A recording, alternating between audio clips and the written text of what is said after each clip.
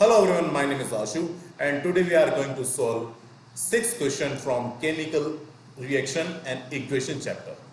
Okay, तो सबसे पहले अपन क्वेश्चन को पढ़ लेते हैं। क्वेश्चन बोल रहा है balance the following chemical equation. तो अपने पास में 4 इक्वेशन है A, B, C, D और उसको बैलेंस करना है। इससे पहले वाले 5th क्वेश्चन में मैंने बताया था आपको कि कैसे कोई स्केलेटन रिएक्शन को बैलेंस करना है। इससे पहले वाला क्वेश्चन थोड़ा सा टफ था क्योंकि अपने को एक स्टेटमेंट से एक स्केलेटन रिएक्शन बनानी थी, उसके बाद में उसको बैलेंस करनी थी। अभी अपने पास में क्या एक स्केलेटन रिएक्शन दे रखी है। क्या करना है आपको, ऐसी चीजों में जब भी स्केलेटन रिएक्शन दे रखी हो तो आपको रिएक्शन लिखनी है। ये रिएक्शन लिख दी मैंने। फर्स्ट क्वेश्चन को कर रहा हूं मैं।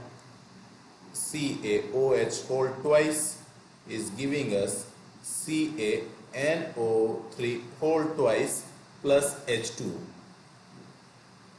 आपको यहां पर अल्फाबेट्स लिखना है इस तरीके से A, B, C and D।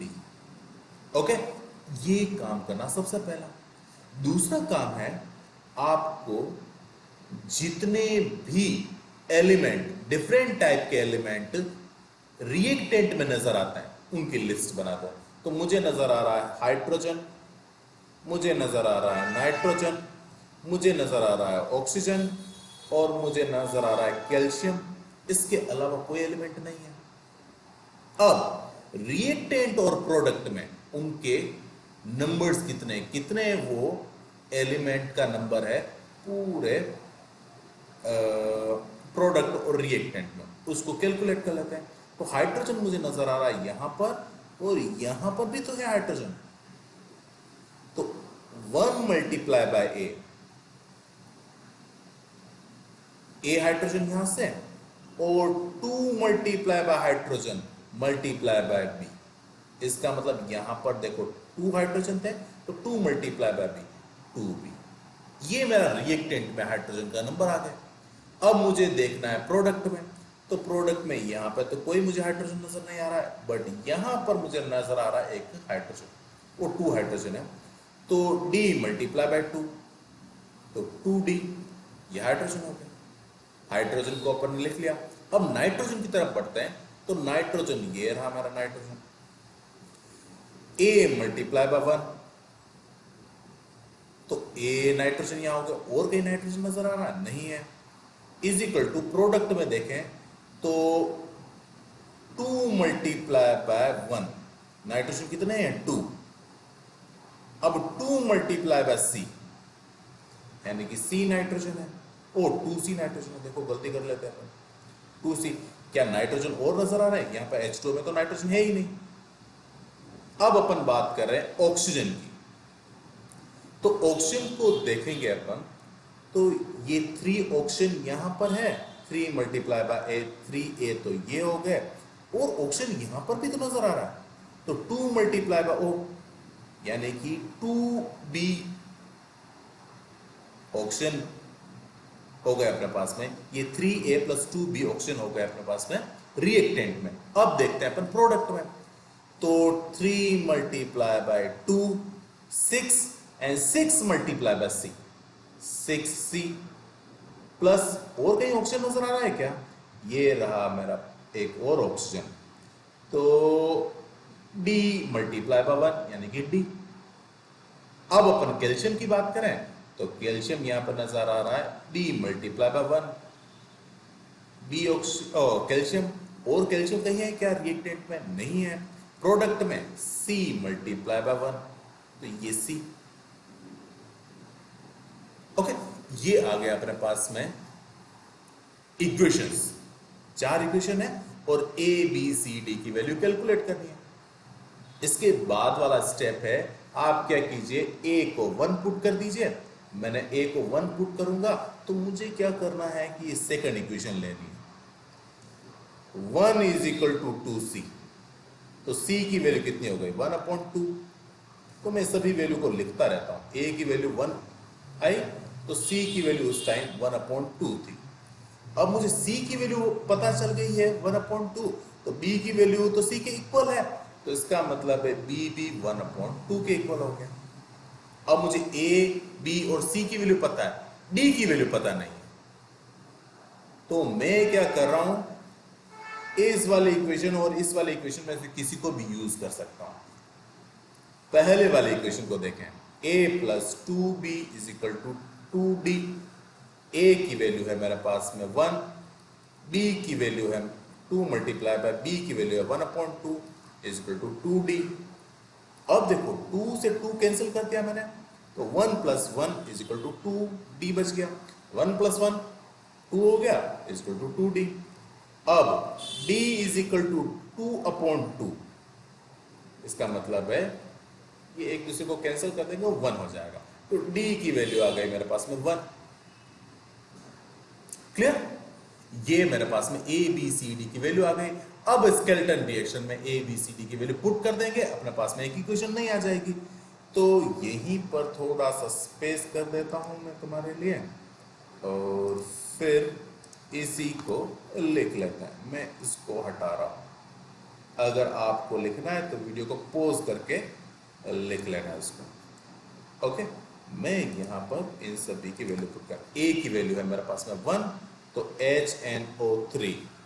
b की वैल्यू है मेरे पास में 1/2 CaOH whole twice is giving us, c जो है वो 1/2 है, CaNO3 होल ट्वाइस, और d की वैल्यू अगेन 1 है, H2।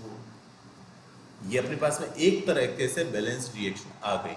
बट मैंने बताया था आपको कि कभी भी फ्रैक्शन में वैल्यू नहीं होनी चाहिए यहाँ पर। तो 1/2 इनको हटाने के लिए क्या करना है, पूरी इक्वेशन को इस डिनोमिनेटर से मल्टीप्लाई कर दो। तो डिनोमिनेटर कितना है 2, 2 से HNO3 को मल्टीप्लाई किया 2HNO3, 2 को 1/2 से मल्टीप्लाई करूंगा, देखो यहाँ पे मल्टीप्लाई करूंगा ब्रैकेट ओपन करने के बाद में, तो 2 से 2 कैंसिल हो जाएगा, ये 2 से 2 वन टाइम कैंसिल होता है, तो CaOH होल ट्वाइस लिख दिया। यहाँ पर एक्चुअल में 1 लिख सकते थे बट 1 लिखते नहीं यहाँ पर। 2 को 1/2 से मल्टीप्लाई करूंगा, अगेन 2 से 2 कैंसिल हो जाएगा, 2 मल्टीप्लाई बाय 1/2 कितना होता है, 2 से 2 कैंसिल हो गया, ओनली 1 बचता है, तो 1 CaNO3 होल ट्वाइस, और फिर 2 को H2O से मल्टीप्लाई किया तो 2H2O। ये अपने पास में बैलेंस रिएक्शन आ गई। तो ये जो अपनी रिएक्शन थी, फर्स्ट में 2 1 1 और ये केमिकल रिएक्शन है, बैलेंस्ड केमिकल रिएक्शन। इसी तरीके से सेकंड क्वेश्चन को करना है अपन को। सेकंड क्वेश्चन में भी सेम यही करते हैं अपन। मैं थोड़ा सा स्पेस कर देता हूं यहां पर अपने क्वेश्चन को सोल्व करने के लिए।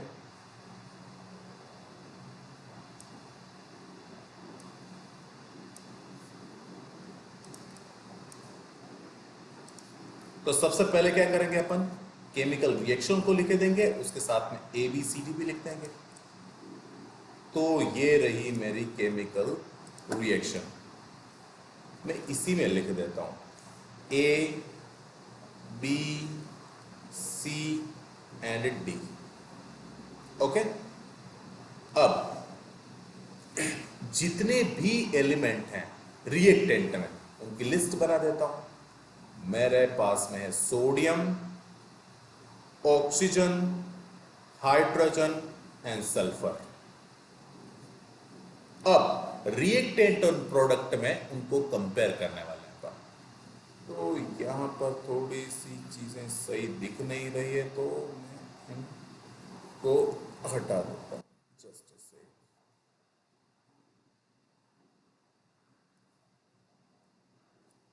चलो अपन इस तरीके से सोल्व कर लेते हैं। सोडियम है मेरे पास में रिएक्टेंट में A, और प्रोडक्ट में है 2 मल्टीप्लाई बाय C, तो 2C। ऑक्सीजन है मेरे पास में यहां पर A प्लस एक बार और ऑक्सीजन है 4 multiply by B, 4B is equal to, product में देखेंगे तो 4 multiply by C, 4C plus 1 multiply by D, ये डी हो गया। ये एक और रिएक्शन इक्वेशन आ गई। फिर अपन बात कर रहे हैं हाइड्रोजन की, तो 1 multiply by A and 2 multiply by B, 2b। अब हाइड्रोजन यहां पर Na2SO4 में तो हाइड्रोजन है ही नहीं, 2 मल्टीप्लाई बाय डी, यानी कि ये प्रोडक्ट में से 2d हाइड्रोजन आ गया। अब अपन सल्फर की बात करें तो सल्फर यहां पर 1 है, 1 मल्टीप्लाई बाय बी, तो ये बी आ गया, और 1 मल्टीप्लाई बाय सी, तो सी आ गया। क्लियर? नेक्स्ट स्टेप में क्या करना है, याद करो। ए की वैल्यू 1 पुट करनी है मुझे। मैंने ए की वैल्यू 1 पुट कर दी, तो फर्स्ट इक्वेशन में देखो, मैं यहां पर लिखता रहता हूं a इज इक्वल टू 1। अब पहली वाली इक्वेशन को सोल्व करूंगा तो 1 is equal to 2c, c is equal to 1/2 आ जाएगा, तो c की वैल्यू मेरे पास में 1/2 आ गई।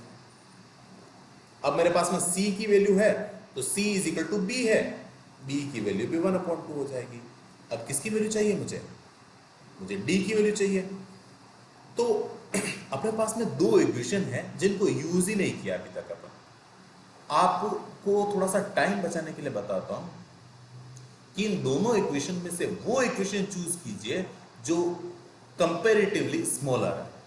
तो आप देखेंगे ये थोड़ी सी बड़ी इक्वेशन है, बिगर है, और ये स्मॉलर है, आपका थोड़ा सा टाइम बच जाएगा।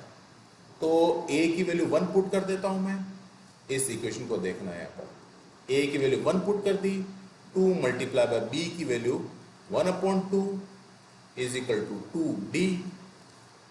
अब 1 प्लस 2 से 2 कैंसिल हो गया 1 टाइम, और ये 2d, 2 is equal to 2d and d is equal to 2/2 is equal to 1। इसका मतलब है d की वैल्यू भी 1 आ गई। क्लियर? अब भी अपन इस रिएक्शन को a b c d की वैल्यू पुट कर देते हैं। तो a की वैल्यू 1 है, b की वैल्यू 1/2 है, c की वैल्यू भी 1/2 है, और d की वैल्यू 1 है अगेन। तो ये इक्वेशन बन गई a is equal to 1, b is equal to 1/2, c is equal to 1/2 and d is equal to 1। मैं इसको यहां पर लिख देता हूं। तो यहां पर a की जगह पर मैं 1 लिखूंगा, तो NaOH plus 1/2 H2SO4 is giving us C is equal to 1/2 Na2SO4 plus D की वैल्यू 1 थी, H2O। किससे मल्टीप्लाई करूं? फ्रैक्शन क्या है 1/2, इस पूरी इक्वेशन को मल्टीप्लाई कर दिया मैंने 2 से। तो देखो NaOH से मल्टीप्लाई हुआ तो 2 NaOH, 1/2 से मल्टीप्लाई हुआ तो 1, H2SO4 2 से 2 कैंसिल हो जाएगा। फिर 2 जब 1/2 से मल्टीप्लाई हुआ, अगेन 2 से 2 कैंसिल हो गया, क्या बचा Na2SO4, और ये 2 जब H2O से मल्टीप्लाई हुआ तो 2H2O। ये अपने पास में इक्वेशन बन गई। ये बैलेंस्ड इक्वेशन है, आप कैलकुलेट करके देख सकते हैं। जितने सोडियम है रिएक्टेंट में उतने प्रोडक्ट में है, जितने ऑक्सीजन रिएक्टेंट में उतने ऑक्सीजन प्रोडक्ट में भी है। सल्फर के बारे में देखो, सल्फर जितने रिएक्टेंट में है उतने ही प्रोडक्ट में है। तो इस तरीके से ऐसी रिएक्शन को बैलेंस किया जा सकता है। ओके, नेक्स्ट एग्जांपल है अपने पास में, नेक्स्ट क्वेश्चन है सी। ओके, तो इसको करने के लिए मैं थोड़ा सा स्पेस बना देता हूं यहां पर।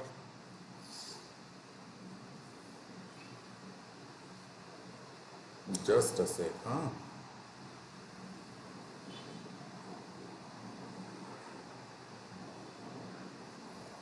और इस रिएक्शन को सबसे पहले लिख लेते हैं।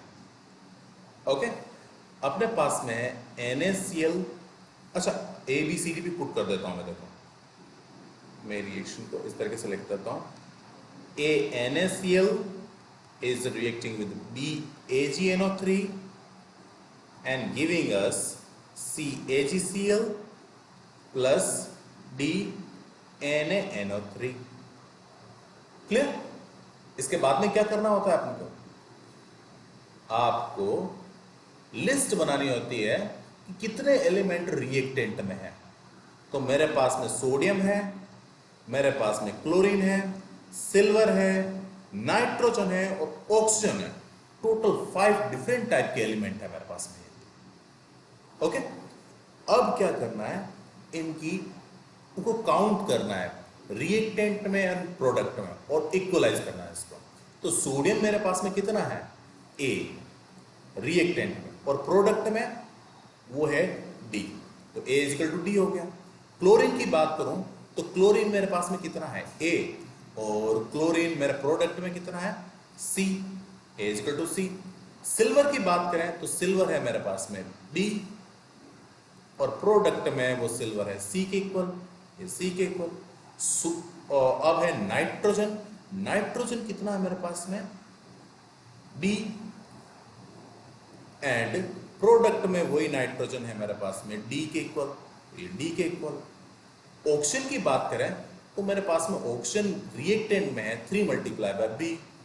3B is equal to oxygen जो प्रोडक्ट में है वो 3 मल्टीप्लाई बाय D है, तो 3D। अपने पास में 5 इक्वेशन आ चुकी है, और उसके बाद में क्या करते हैं अपन? A को 1 पुट करना है। सिंपल सी बात है, A को 1 पुट करूंगा जैसे ही मैं, तो A, देखो यहां पर एक टेक्निक यूज करना है। A D के इक्वल है, D वापस B के इक्वल है, B जो है वो C के इक्वल है, और जो C है, और अच्छा यहां से 3 से 3 कैंसिल कर दूंगा ना मैं, तो B is equal to D आ जाएगा। तो B को मैं D के इक्वल भी लिख सकता हूं, तो B D के इक्वल लिखूंगा, वो C के इक्वल है, तो ये हो गया मेरे पास में। अब A की वैल्यू जैसे मैं 1 पुट करता हूं तो आपके पास में D, B, C इन सभी की वैल्यू 1 आ जाएगी। तो मेरे पास में A, B, C और D की वैल्यू, सभी की वैल्यू 1, 1, 1 और 1 आ चुकी। इसका मतलब है मैं इस रिएक्शन में A, B, C, D की वैल्यू 1, 1, 1 और 1 लिखूं, और 1 को लिखने की जरूरत भी नहीं होती, अपन लिखते ही नहीं है। तो ये रिएक्शन तो पहले से ही बैलेंस्ड थी। NaCl is reacting with AgNO3 and giving us AgCl plus NaNO3। Clear? अब अपने पास में लास्ट वाला ऑप्शन बच जाता है, और वो क्वेश्चन है, वापस मैं कर देता हूं थोड़ा सा स्पेस यहां पर।